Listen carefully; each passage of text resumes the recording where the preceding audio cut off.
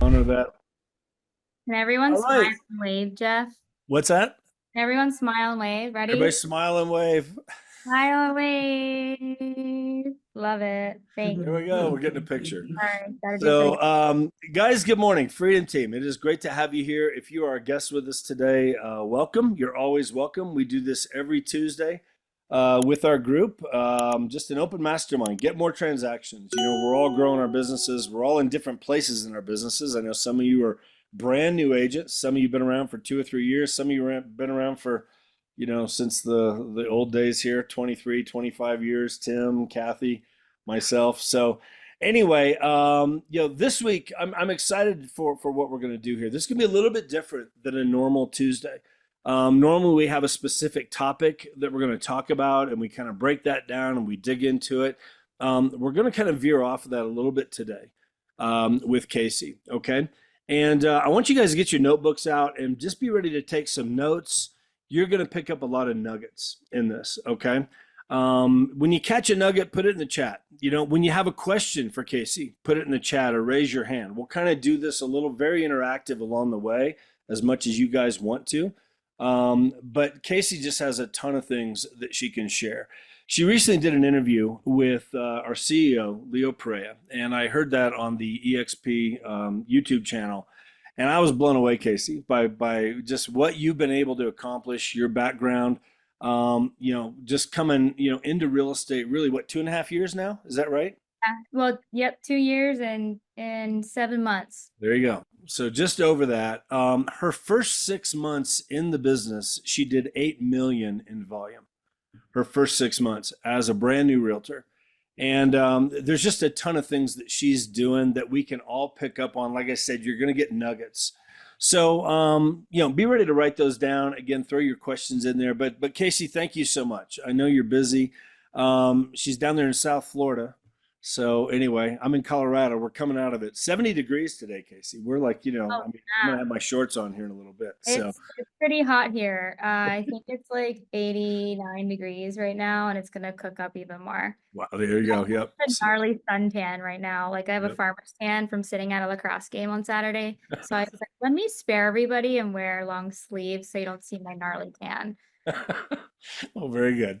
Summer is summering in South Florida. So anyway, it is great to have you here. Tell everybody your story. Just kind of give your background a little bit, because what prior to getting into real estate. I mean, tell her. Let's start with your story a little bit, okay? Yeah. Well, first, thanks for having me. And what a blessing this is that we can all come together from all parts of the country and world, maybe, and just kind of collaborate, even with being in different networks. So, Jeff, thank you to you and your team for putting this on. Not a lot of networks do this, so that's a huge blessing. And I'm honored to be here with you guys, and really want to make it something where we can share different creative things for you guys to make money, and to be happy with what you're doing. There's one thing to make money, and there's another thing to make money and be miserable. And I genuinely think the way that we're doing it, we are having a blast. We're making great money and great relationships. So all of those things I think are really important. But a little background. So I, growing up, came from a very rigorous sports background. My parents, my family, they are incredible. I grew up in Maryland in a little county called Carroll County. I don't know if anybody is familiar with that area. And a big basketball family, lacrosse family. And so I feel like training and competition and games were always just in our blood. And kind of took that and really used that during college, and played D1 lacrosse, played at the highest level. And then after lacrosse, during college, I studied clinical counseling and family marriage, and realized that I hated it because I would listen to all these spouses cheating on each other, and parents just not wanting to do things, and people just intentionally hurting and not wanting to make the right move. So it honestly, it just made me feel so just like I like to do things, do it the right way, and just boom, go. So I kind of stepped back and I was like, counseling is just not for me. And so with that, I actually merged into my dad's family pest control business. And my dad was the VP of Terminex, and he then left Terminex, started his own company, and he blew it up to something amazing up north.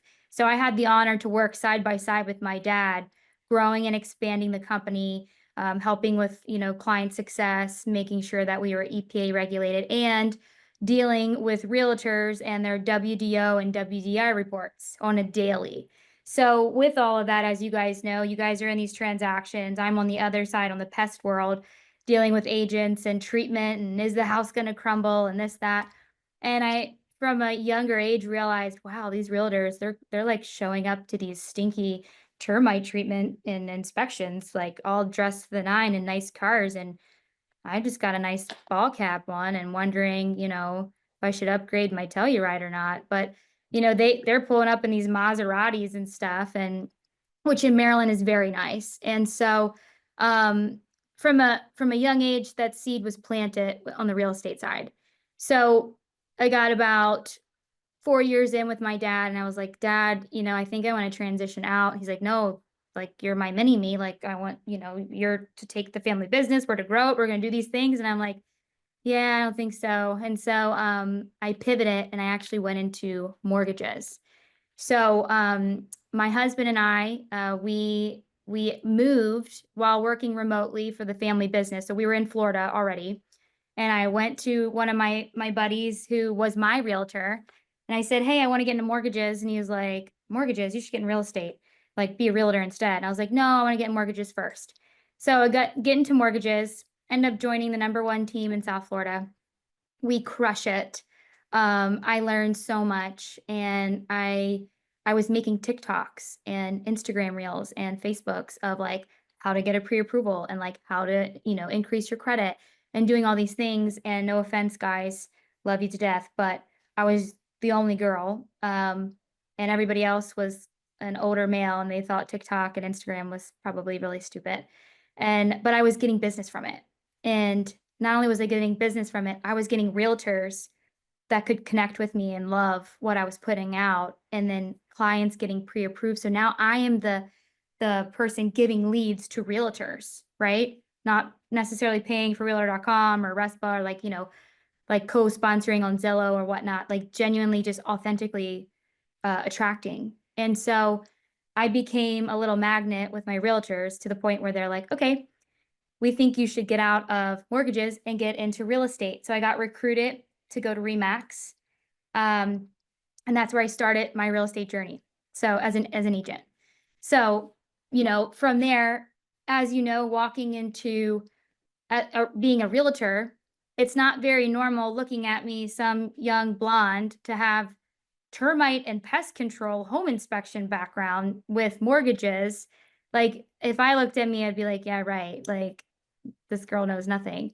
And so it really, without me knowing, it shaped me as an agent, and really gave me a well-rounded knowledge of the business, not just transactions and, jumping in as a new agent. So I think that helped me immensely, with being able to have knowledge getting into real estate. So at Jeff, I'm going to keep going unless you want to. No, go Anything. ahead. Yeah, Sorry. Okay. you're good. So I before I became an agent, I would offer to sit in open houses with agents when I was on the mortgage side. And from the beginning of being in mortgages, I would really analyze the agents at their open houses. And immediately I would be like, wow, no offense, but a lot of agents here would be missing incredible opportunity on the open houses, especially during COVID. So we're like 2021 is when I like essentially started into the mortgage world. So I'm analyzing what's going on during COVID times, thinking, yes, everyone's making a lot of money with their eyes closed, but you could even make so much more money if people tried a little bit harder. But people just didn't have to try that hard, at least in South Florida's market. And so from the beginning, my wheels were turning like, okay, these open houses are everything, because you have people that are coming in, most of them either unrepresented, or if they are represented, the realtor is not with them. And at the times, EBBAs weren't a thing. And I just was like, why are they not why are they not making more like out of these agents or these clients coming into these open houses? Even if they don't buy this house that they're posting or listing, they need to convert these people to buy something else. And so the moment I got my license, I was no listing. I didn't have any listings, but I had a lot of buyers, and then I would host open houses for my team lead at Remax. And my open houses were like, they were an event. Thursdays and Fridays, we door knocked for 2 hours. We invited the whole strip to come to our open house. We had like $50, $100 raffle gift cards at the door when they come in just for signing in. And we made it a party. And we had signs, balloons, and like even if you weren't buying a house or thinking that you were going to go to an open house, your body had no choice other than to follow my signs and my balloons to come to my open house. It was overwhelming. And so the reaction from the community and from other local neighbors were like, wow. And keep in mind, started with no listings. So these, and definitely was not given leads, even though I was promised the world, didn't get anything. And so really just had to make the most of it. And so here I am marketing for another agent at their listing, double ending, like our group was double ending a lot because I was presenting so well. People didn't even know that I like wasn't even the listing agent because I knew my stuff and I knew how to market. So from there, my journey just exploded from the open houses. I mean, truly, my business was strictly from open houses. We then would market the house on Instagram, TikTok. I would partner up with my mortgage family and say, hey, give me the numbers. Let's run it on a, estimated interest rate of X for 10%, 15%, would give the breakdown for those homes and then would just post it and dance. Like I know all of you probably love to dance on camera, right? Just dance and have fun and share the numbers, share the facts. So that's how my business started. And I didn't know, guys. I didn't know what I was doing wasn't normal. The numbers, I'm thinking, geez, I'm a deadbeat agent, only 8 million in this short amount of time. I know these other agents are crushing it and doing this and that. And some of them are like, oh no, like I maybe closed 3 million this year, or I maybe closed 6 million in 13 months. And I'm like, oh, okay. I'm realizing that what we're doing and the numbers that we're putting out is not normal. So then, over time, I realized how much money I was paying to the brokerage and what I was attracting myself. And I'm like, this doesn't make sense. And I was very naive. I didn't shop brokerages. I didn't do my homework on the real estate side. I just kind of thought this was a very normal split across the board, across all brokerages. So I had no idea that, the fees that I was paying out wasn't normal. So fast forward, um, unintentionally, I had two agents at my previous brokerage and they came to me and said, Kacie, you should start a team. And I'm like, a team? Like, hello, I'm 6 months into this thing. How, like, first of all, how? Second of all, no one's going to trust me at this young age to start a team. And they were like, yes, you will. Like the stuff you do, like people don't do it. We've been at other brokerages, like people don't do what you're doing and you're giving out business. And like, you should start a bigger team because our little like group like of girls, we can't handle it. I'm like, whatever. So I end up meeting Dan Lesniak and Carrie Shull. And they Dan was at EXP for a month and he was just like, hey, I'm coming over to EXP. This is the thought. I was like, EXP is a cult? No. And he was like, it's not a cult. I'm like, it sure looks like a cult, bro. And he was like, it's not, I promise. I've done my homework. I was number 4 in the world with Keller Williams. I had my own independent brokerage. This is the way to go. I'm like, all right, I'm going to trust you. And I swear, if it's a cult and I look stupid, I'm like bouncing back somewhere else because I'm not about to be on a cult train selling MLM stuff. And so grateful that I swallowed my pride on that because can I just say, my biggest regret is not doing this sooner. And most of you are probably agreeing. And so I jump in faith and trust that God has me, and trust Dan and Carrie that they're gonna like guide me. Because again, I'm still newly licensed. Now I'm starting a team and a brand, and that's how all this started. So I'm so grateful because the moment I signed with EXP, number one, the brand freedom that I had, I didn't realize how much I was being choked out at my other brokerage with marketing, my headshots, take this video down, take this post down, do this, do that, right? And then when I realized, even I was posting scripture and stuff, and I wasn't allowed to do it. So when I realized I could have my own branding freedom, I just took it and then I like 10x'd it, and literally just God blew the doors off the hinges for me with EXP. So then from there, we built this team. We started out at a coffee shop. Again, open houses galore, open houses during the week, open houses during school drop off time when people are going to and from. And it became this thing where we had so many leads coming in. The team that we built was insane. Attracted over 100 agents, have 89 agents just on my team alone here. And it all just span off of open houses. So some of you are probably like, I'd rather stick a fork in my eye than ever do an open house or door knock. I understand. I do. I want two forks in my eye sometimes. But I will say, like, when you guys put in the work and you do those things, greatness comes from it. It truly does. So let's talk about the systems. First, does anybody have any questions? Jeff, am I Let's, good to I, go? I want to dig into your open houses. Yeah, So I want to start there if possible. Because I mean, again, you're still doing them, obviously. I mean, it's still a big yeah, part of your business. Yeah. absolutely. And Every with weekend. and with how many agents on your team right there locally, your local team? Well, 89, but I have 7 coming over this week. There you go. So it's yeah, you're doing a lot of big things there.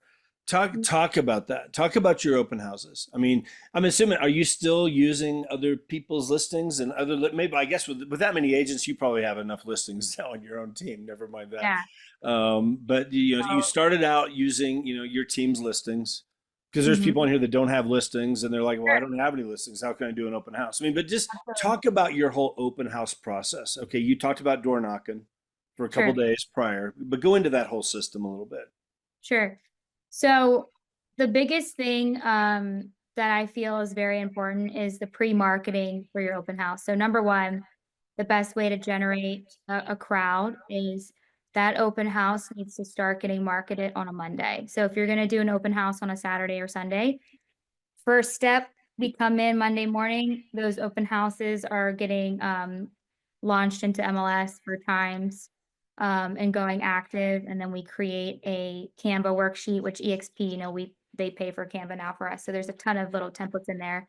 But essentially, our open house template gets posted on every Facebook community page, and online on the MLS to mirror with Zillow. Second thing, so that's first step. If you have your own listing, I'm going to talk to, so that says if you have your own listing. Now, if for those of you that don't have a listing and you're looking to market somebody else's listing, you need to make arrangements the weekend before, with that listing agent. So reach out to your local EXP agents, maybe someone in your network, your downline, go on Workplace and ask people if you can host open houses for them. And what you're going to do is for those of you that don't have a listing, you're going to reach out to a listing agent. So let's say I reach out to Jeff. He's got an incredible listing. I say, hey, Jeff, my name's Kacie Anderson. I'm also with EXP. I would love to host an open house for you next weekend. In order to do that successfully and bring a buyer for you, I do have some things that I would request of you that I do on a normal basis, and that is that the MLS goes live on Monday upon your seller's approval and your approval. That way the marketing can start. Here's my template and my Canva thing that I market online with. I want to make sure that you verbalize to me it's okay that I market the listing. Always get it in writing, and use your pictures. The other thing that I want to make sure of, are you okay, Jeff, that I blast that I'm doing an open house for you on every single community page and I door knock on Thursday and Friday for you. Are you okay with that, Jeff? Yes, they're always going to say, yes, I'm okay with it. And again, all this should be in writing. I don't care if it's an EXP agent or not, always be in writing. The next thing you do is once Thursday or Friday hits, if you're doing an open house on a Saturday, Thursday and Friday, you guys, you need to go knock on the street or the surrounding areas and just at least do like 20 to 30 homes. That was the rule of thumb. You can easily put in 20 to 30 homes. Now, there's two things to this. I feel like I should have pulled out I literally have a handy bag. I'm not even kidding you. This is my old faithful top right drawer. First thing I have is a thing of rubber bands. Okay. I probably use rubber bands more in my entire business than anything else because I have a stack of flyers. Let me just grab this. So like we'll have a stack of flyers, whether you do a full page or a half page. Okay. And we will have a stack that's not hole punched. And then we'll have a stack that is hole punched with a rubber band running through the corner of it.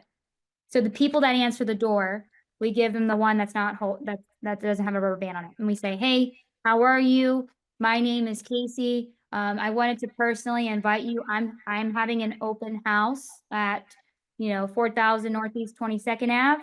And I promised my seller that, and if you feel weird saying my seller, you can just say, I promised the seller that we would get them top dollar and that we would do beyond just slapping it on the MLS. So I'm personally inviting you to a house party. When's the last time you've been to a house party? And they don't even know what to say to you. They're like so caught off guard and it's like hilarious to them.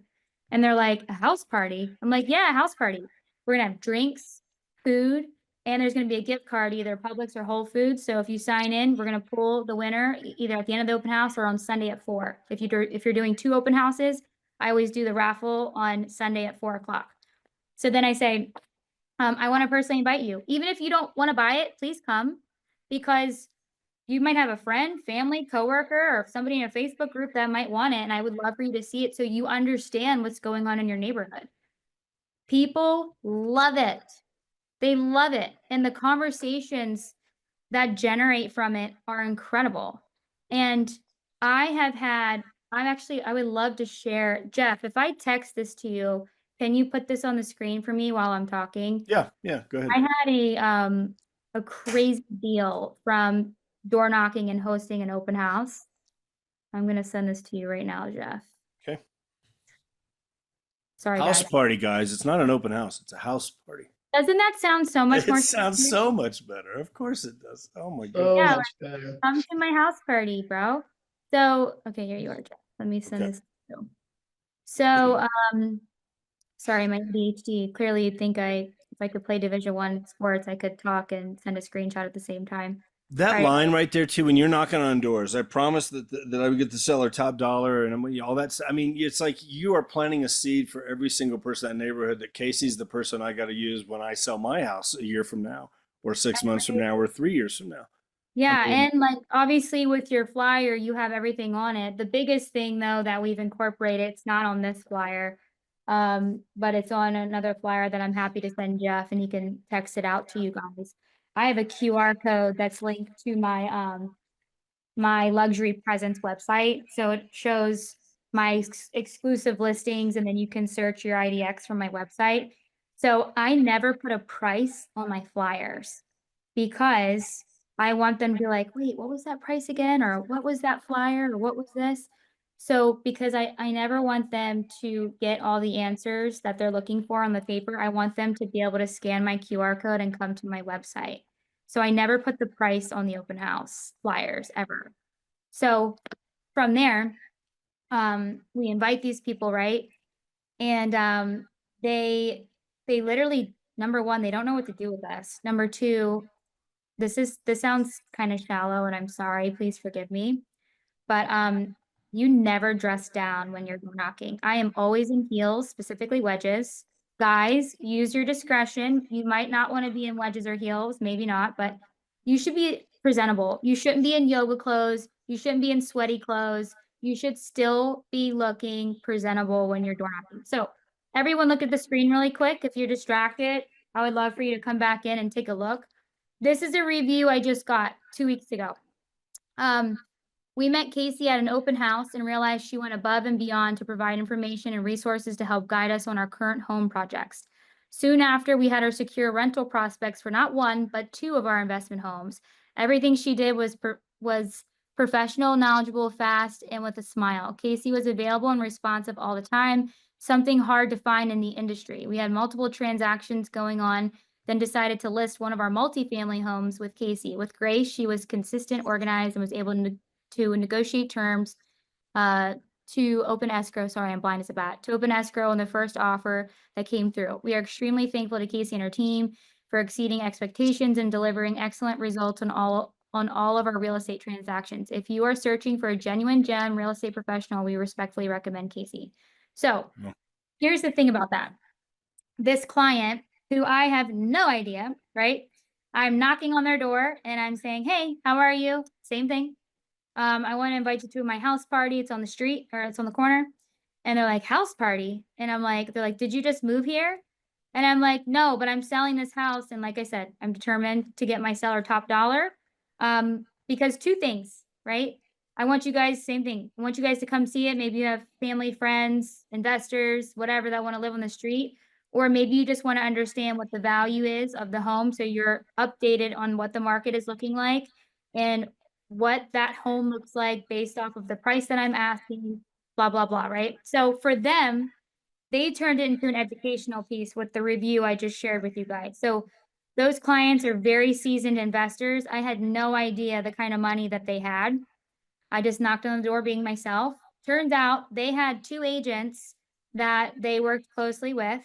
And both of them have tried to sell this crazy triplex in Lighthouse Point, where I'm at. For 2 years, they couldn't sell this triplex at 1.29 million. Okay. I took the listing over, listed it for 1.45 million. Not only did I get full asking price, I got cash and I closed in 27 days. Okay. 27 days because I simply didn't give up and my marketing was all the same things, all the same things. And you know what? Because it was a triplex, there was tenants in there. So because I couldn't just sit out or I couldn't just sit inside and pour people around because the tenants would get angry, I freaking parked a table outside in the middle of the triplex with balloons, with an open house sign, with all the information and a video walkthrough, and just handed people information. I said, if you want to see this house, I have to give the tenants 24 hours notice. Scan this, sign in, and I'll schedule a tour with you. If you have proof of funds or pre-approval, we'll get it done. So that's how I sold that review. Okay. So now, since selling that, okay, remember it all started with an open house and inviting them on a Thursday. Since then, I've done 5 transactions now with just that family in the last 5 months. Okay. Literally every single month I've closed something with them. Not only just closed something with them, I broke the record for highest multifamily sale in the 3 cities surrounding me. Okay. In such a dead market where investors are like, this cap rate doesn't make sense. How are you asking for this? How are you doing this? How are you doing that? I'm like, it's easy. Do you want it or not? Period. And so we've just been able to get it done like that. And some of you I know, some of you are thinking this, well, that's Florida. That's not my market. That's not this market. Wrong answer. Okay. You guys have the power and the confidence to present yourself and believe in yourself to get something done if you decide to step out of the box a little bit and get more creative. Okay. You might not sell your listing for the price that you want. You might have to do a price reduction. You might have to do this, that. You can't focus on just moving that property for that open house. You have to focus on how are you going to generate more business by just simply talking to people and throwing yourself out there and inviting them to your listings, right? Some of you are like, this sounds too good to be true. It is not. Sorry, I'm looking at, am I supposed to be reading the chat, Jeff? No, don't worry about it. They're all talking about wearing heels. Just keep moving on. All the women are Highly, highly recommend wearing the heels, and the guys, they'll definitely bring attention to you. No, at least wear Air Force Ones if you're a guy. Wear a nice, shiny pair of Air Force Ones, look nice, and at least try to do that. But But again, I'll go back to this. Their presentation's everything. Okay. Look presentable. Like don't do the dress down Lululemon aloe stuff while you're door knocking. Yes, it's cute for the gym. It is not cute to a seller. You have about 20 seconds or less to impress somebody when they open the door. That's it. Probably less than that. Yeah. Okay. And most of us know when you guys answer the door for somebody that's selling you something, you're going to judge them pretty quickly just off of how they talk and how they look, right? Let's be honest. So make sure you dress wisely, and make sure you look professional, modest, and not like sloppy. Okay. So, now the other thing is this, the people that don't answer, this is very important. And a lot of you are going to get an ego about it and think you're too cool for this. You are not too cool for this. I promise you. The people that don't answer, okay, you just simply stick the rubber band. The rubber band's your best friend. Don't do the door hangers because not all doors are the same. You do a hole punch in the corner, a rubber band, and you put it on their door. Okay. And here's where we're going to step it up. I had a video get posted on a Facebook community group because I rang their Ring doorbell and I said, "Hi, how are you? I promise I'm not here to sell you solar panels or Girl Scout cookies or ask you to cut the coconuts off your tree," which is very big in here in Florida. But I wanted to personally invite you to our open house. We're having it at this address. I put all the information here on your door handle. I would love for you to come. I am doing a raffle there. So even if you come and you don't buy the house, if you sign in for the raffle, we pull the raffle at 4 o'clock on Saturday and it's a $50 Whole Foods gift card. Hope to see you there and I hope you have a great day. And then off to the next. I literally sold someone's home because I rang their Ring doorbell, invited them to the open house. They came to the open house with their entire family. Thought it was hilarious. They all signed in because they were determined that one of them were going to win the raffle. There was 5 of them. And it was so fun. And so it was a dad and his 4 girls. And they were like determined. And I was like, guys, I actually really want you to win this now. This is serious determination. They actually didn't win genuinely, which I was shocked. But you best believe I still went out and I got them a gift card and I sent them a video saying like I was like shaking a little jug that I have with names in it and I wrote literally all their names and I pulled it out and I was like, so and so you won. And I take a video of myself pulling the raffle out and I send it to the client that signs in with their phone number. Video message has been a game changer for us too. So, that guy, his name is Jeff as well. Jeff, ended up selling with us and, we also helped him buy a condo in Miami, which was like really bougie and beautiful.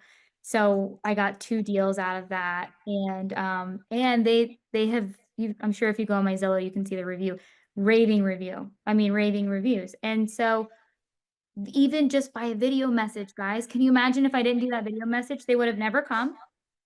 They would have never posted it on their Facebook.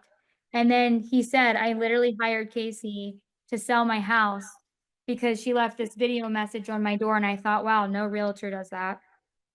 Right. And it's true. How many of you have had a realtor do any of the things I'm talking about? Maybe some of you have, which is cool. If you have, great. Great. And so it's for the most part, it's not normal. Now, the other thing I really think is important that you need to verbalize is this. And again, you need to say this to the client.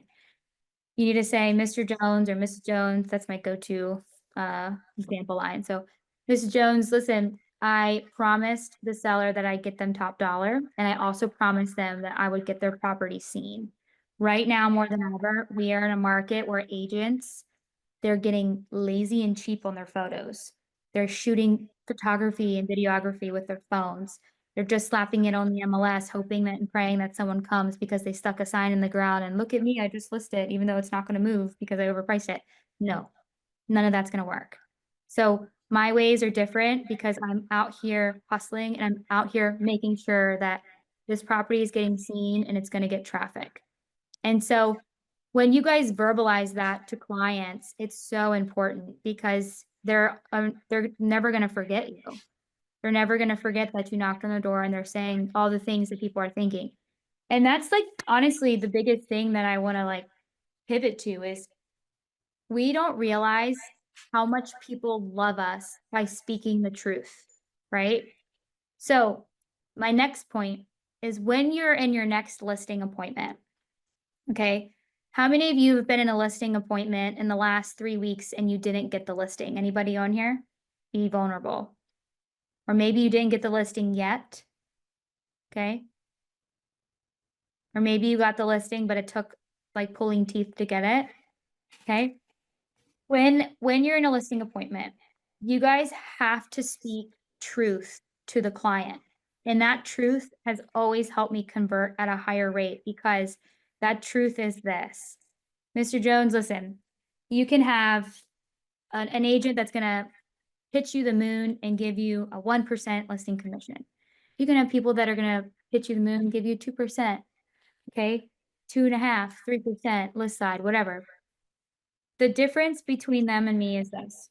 I'm never I'm never going to pitch you some false hope, and I'm never going to just tell you what you want to hear. Do you like just being told what you want to hear, Mr. Jones, or are you the kind of person that you appreciate transparency and truth? Guys, I've never had somebody in my listing appointment tell me, "No, I like you just to BS me." No, every single person says this, and that's called in sales, it's called a tie down, for those of you that know what a tie down is. So when you're saying, would you appreciate if I'm honest with you and I'm speaking truth to you? And they say, yes. Okay, great. I want to share with you my process. My process is this is the price. Here's the facts that support the price. Okay. Just because I'm telling you what the price is doesn't mean that I'm saying that this is the thing that I would like to list it for. I'm just telling you this is what it's worth valuation wise. Now we're going to try to get more than that price because when you do good, I do good. I want to be able to brag about the sale and I want to be able to get this property moved for you. So couple of things, Mr. Jones. Um, since you appreciate transparency and honesty, I'm going to just shoot straight with you because you said I could. Is that okay? Again, tie downward. They're going to do this. Yes, that's okay. Sure, please. I would appreciate the truth. Great. Okay, so this is what we do. Open houses look like this. Are you okay with open houses? This is our open house process. We literally have a team of agents. It's not just me, it's my entire team. For those of you that don't have a team or a group of people, that's okay. You don't have to, fall back on a team. You can say, what I do is I door knock, I send mailers, biweekly mailers, like 5,000. I call all the realtors that have any sales in the area and the surrounding cities and this price point with these parameters, and I invite them to the house. I let them know when it's in coming soon status, and I pitch that property before that sign even goes into the ground and before photos are even finished. The next thing I do, which some of you might think this is crazy, and it is, and like, look, I have 22 active listings just by myself alone right now. I always co-list with someone on my team because I just can't do it by myself anymore. But if you're at a place where you can take on the time and the extra hours in the week for your listings and your showings, try really hard not to put your showing on a lockbox. At least if you're totally against with what I'm saying, I understand because I was also taught very differently when I went to Remax. But here's why: when you tell your seller, "Hey, I don't really believe in lockboxes. You hired me to sell your property." Okay. And in that listing appointment, when I'm telling them, most agents are going to slap a lockbox on our Supra and hope that that buyer's agent is going to answer all the questions for the buyer. And some of them might be able to answer all the questions, but can they sell the client? Can they be creative with financing? How can they make things work and how can they sell the property? A buyer's agent's not going to sell your property, guys. You will sell your property for your listing. And I verbalize that to the client. And again, some of you are probably like, "Oh, no way, this girl's full of crap. How do you manage showings and this and that?" Let's be real. If we actually dissect our schedules and if we're truly putting in 40 to 50 hours a week into our own business, some of you are probably missing major gaps or you're spending a little too much time at a coffee shop or out running around. And at the end of the day, you have to make sure that you're reinvesting in yourself with your 40-hour, 50-hour week.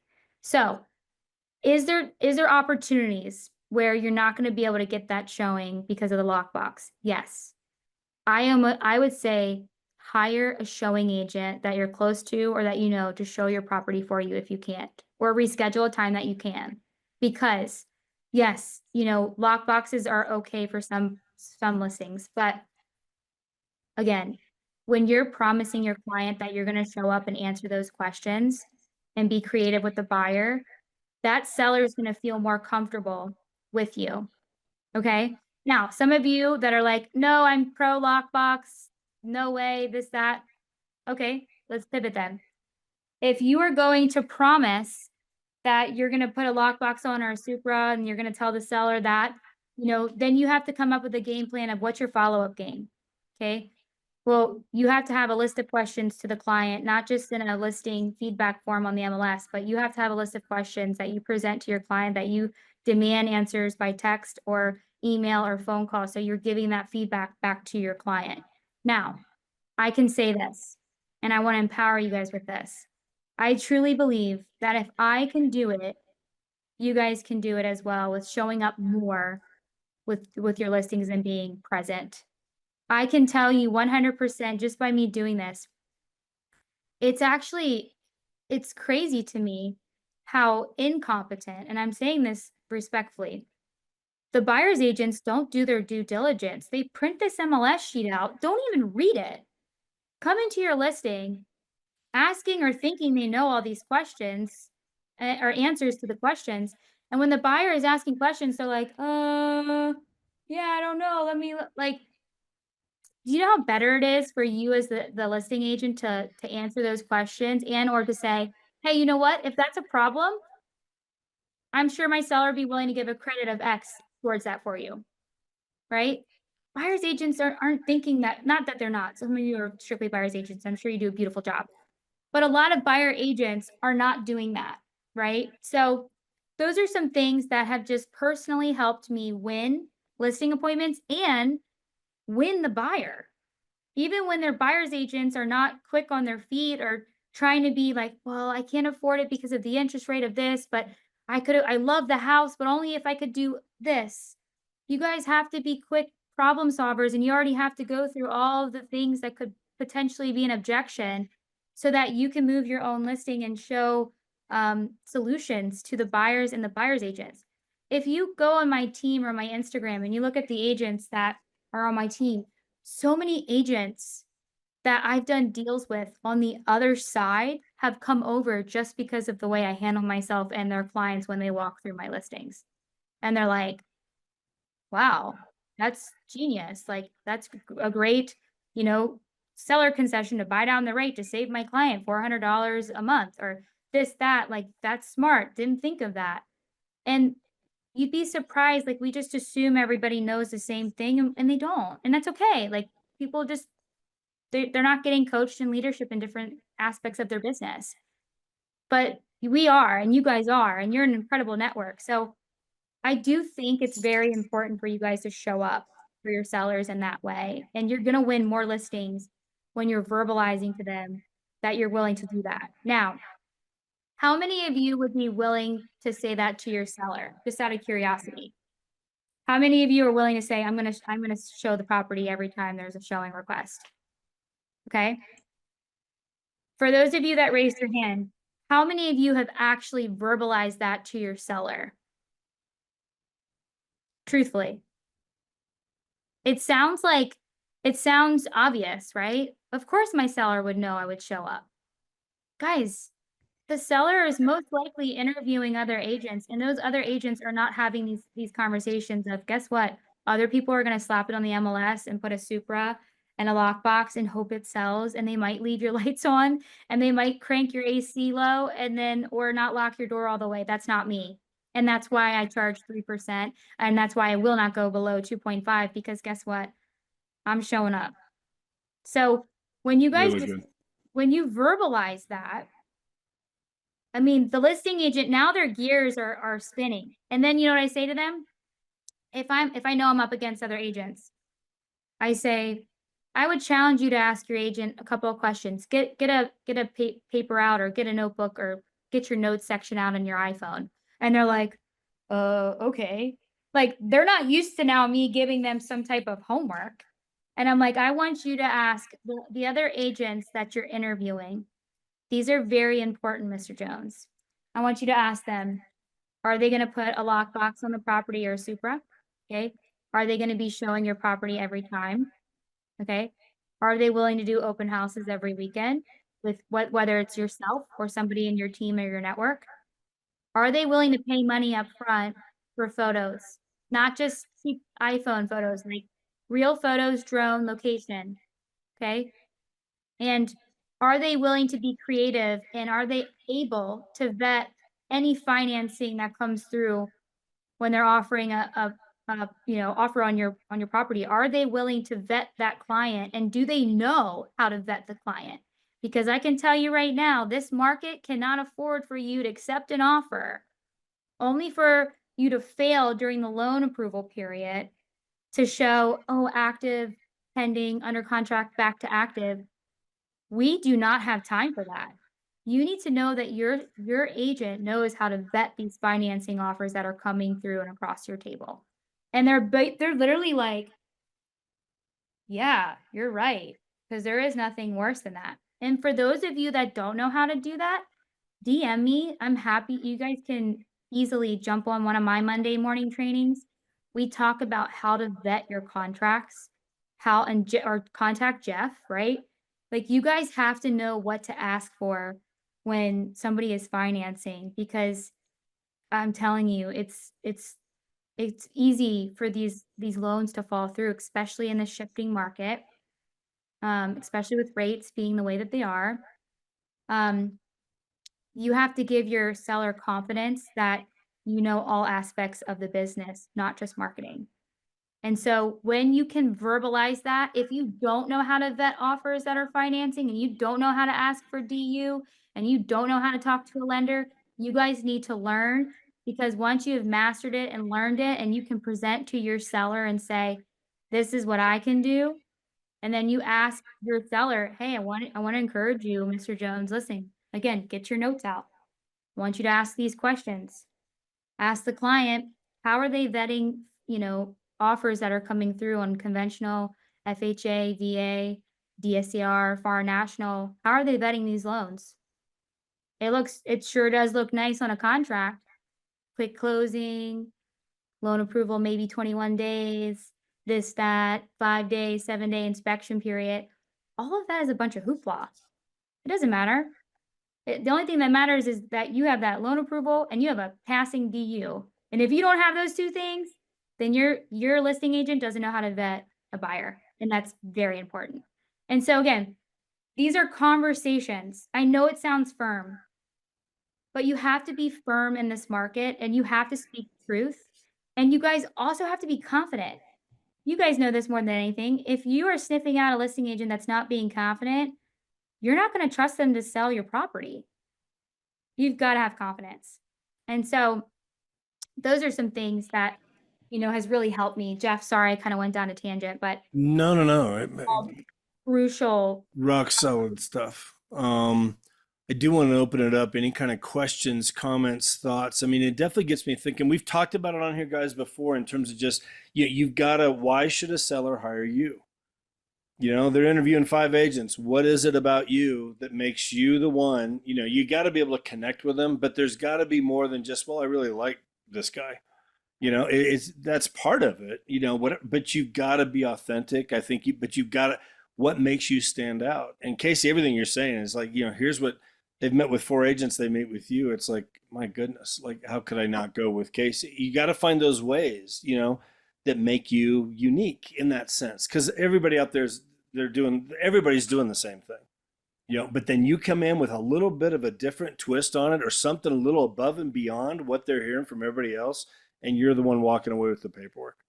And guys, I empower you with this too. Jeff, thank you. Mhm. Couple of things that also really matter. You guys have to pay money to play. How many of you believe in yourselves? I know that sounds so corny and stupid, but genuinely, how many of you believe in yourself and have the confidence in yourself? Does anybody not? Seriously, does anyone not have confidence in yourself? Suzanne, okay. Anybody else? Thank you for being vulnerable. Is it Kimberly with a C? That's the coolest way of selling. Is it Simberly or Kimberly? Please. No, it's pronounced Kimberly. So Love there's it. days I'm confident and there's days I'm not. So Yeah. depends on what's going on. And I'll say this. I own the largest team here in South Florida.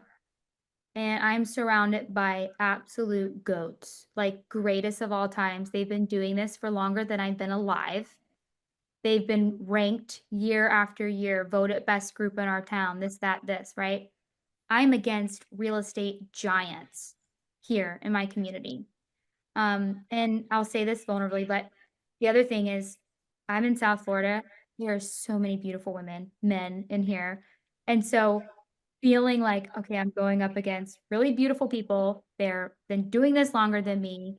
They have this crazy footprint in the area.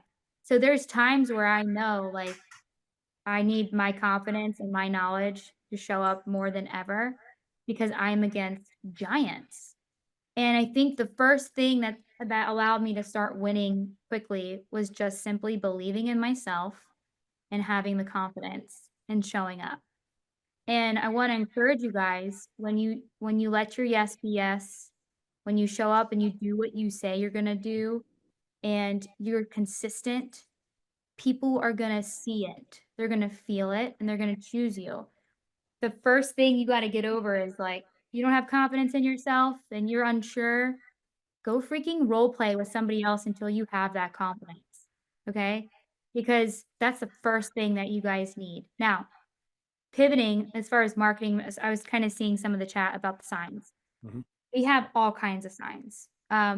We have the open house signs, our branded signs, and we have balloons. Two things that are extremely important for you guys. So if you're dazed out, this is going to be the best thing for you, okay? I want you to remember one thing. While our world is evolving on a daily basis with AI, the chat GPT, digital marketing, all the fluff, you guys have to remember the people that have money in the older generations, they still love tradition. They love traditional real estate. And people want to believe and they get like schmoozed into these companies that AI and digital marketing is the only way. It is an amazing thing for sure and it's helpful and you should integrate it with your business. However, I have I have found that every open house sign, I have a branded sign. It's black and gold. It's my luxury. It's my logo. It's my face on every branded sign. And next to that branded sign, I have an open house sign right next to it. So I'll show you an example really quick. So every branded sign needs to have a small red and white traditional open house sign right next to it with a balloon on it. Okay. So yes, do I have 20 open house signs per open house? I do. I really do. And you know what? Everybody always comments like, you guys have so many signs everywhere. Like it's crazy town. I'm like, I know. Sorry, I'm trying to find this so you can see this. But we literally, I mean, we put red and white signs, branded signs. Hold on, I'm trying to get into this. Next to Feel free to share your screen, Kacie, if you like. You can do that. It's on my it is on my here's phone. yeah, this is one of my girls. Sorry, forgive me. This is Right. fun. So if you guys can see, she's gonna kick my butt because I'm blowing this up. Sorry. Tell me if you guys can see this. Let's see. Can you guys see this? Yeah. So I have my branded open house sign with a balloon and a red and white traditional open house sign right next to it. Some of you are going to be like, that's so expensive and this, that. It's not. It's $4 a sign at Home Depot. Okay. I'm sure you can probably get better pricing somewhere else too. Get your title company or your mortgage company to sponsor it, whatever, as long as it's RESPA compliant. So what you guys really need to do is always incorporate traditional red and white signs with every branded sign because people automatically know that that's an open house sign. Think about how many signs there are out there. Pressure washing, window cleaning, this, that, this. I have always found that people relate my red and white signs with my branded signs and know like, oh, that's an open house. Sounds simple and stupid, right? That really is what it is. It's so easy. Now, some of you are like, "Oh, well, I only use red and white signs." No. Okay? You've got to make sure your face is everywhere. You have 2 hours, sometimes 4 hours. We host crazy open houses and we have like sessions. We do 10 a.m. to 5 p.m. We'll have an agent come in from 10 to 1, another agent come in from 1 to 5. Okay? Because we can.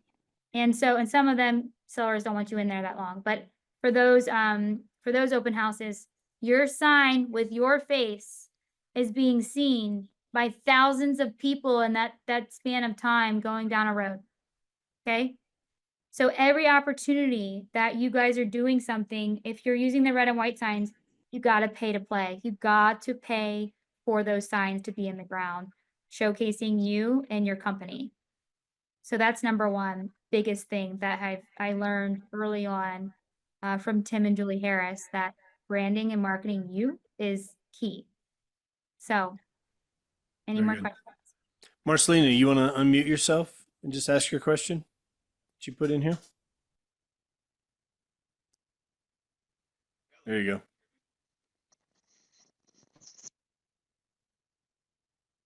You want to ask your question?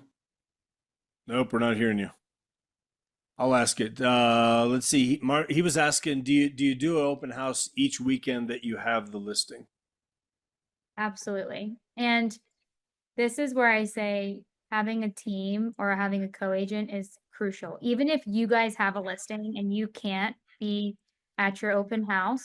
I have 2 small children. So, and I'm married. And so I have a very busy life as well. And so the weekends that I can't be there at any open houses, I make sure I have somebody to do my open house too. So they are every weekend. And then I give a full report. I ask very specific questions from the agent that's hosting my open house. How many families came in? What was the feedback?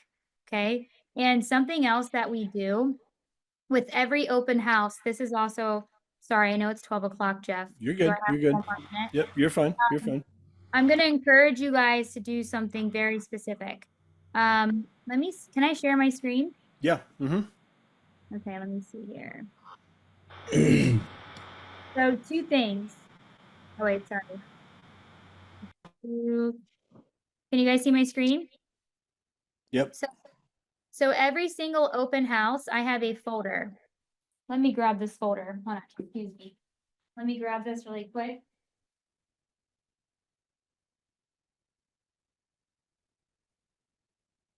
So every open house, I have a folder. Okay, in this folder, which it's very on brand, okay, we have a business card. And I usually leave these folders in all my listings just in case I have another agent doing an open house for me. But I tell them to steal my idea so they can convert more business. But I have a form that as soon as somebody walks into the open house, we have this in the folder with a branded pen. Okay, everything is on brand. And then we basically ask them, we'll already write in the address of our open house in here with the pen. And then we'll ask them, hey, as you're coming around this home, I'm going to give you homework while you tour. I would love to know your pros, your cons.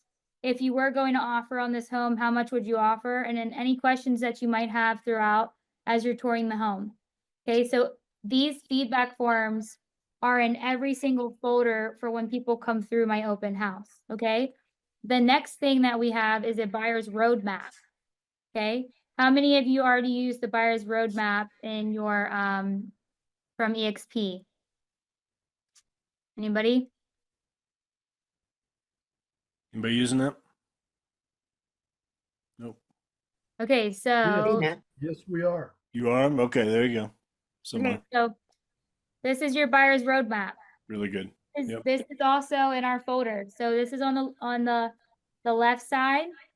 Okay, The right side is everything that pertains to that listing for that open house. Buyer's roadmap basically just is, hey, here's what you should expect. Okay. Now, the reason why I do this is because you'd be surprised how many unrepresented people are coming in. And for that matter, there are people that are working with an agent but didn't sign an EBBA yet that are like, well, what the heck? My agent doesn't give me this kind of stuff, or I didn't know anything about this. And then now suddenly you've just taken their job, which of course we don't want to, we're all in this together with collaboration, but this is something that's very important.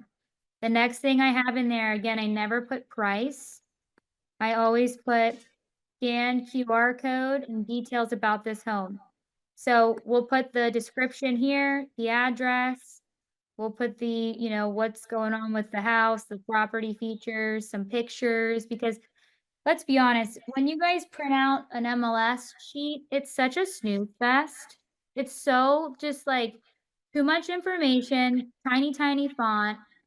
Half of the sheets just get crumbled in people's cars. They're never going to take it with them. And if they are seeing multiple houses, looking at several different MLS sheets, it's like gibberish to people that aren't in the business. It's way too much information. And so something that's very important in my opinion and in my experience is that you take the time, you pull out your favorite photos that really enhance the home. You put your QR code representing your website, okay? Because when they scan this QR code for price, they're going to go straight to your website, okay? And you can use this for your KV Core landing page. You can use it for whatever you want. This is for my luxury presence page. So this goes in every single folder with a buyer's roadmap and a showing feedback form. So those always create really great conversations. They keep my pen brand and they take this folder with them. Okay. How deep do you go? Hold on one second. I'm trying to read these comments.